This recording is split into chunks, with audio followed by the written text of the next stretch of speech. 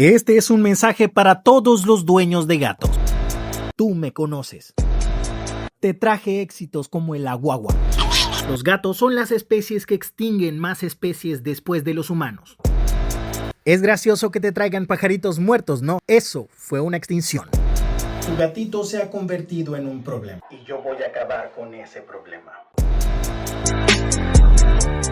La biología me necesita.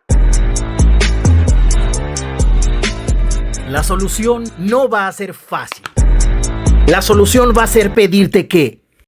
Por favor, no dejes a los gatitos fuera de casa. Si puedes sacarlos con correa es mejor. Si los dejas fuera de casa están acabando con un montón de especies de pajaritos y necesitamos a los pajaritos.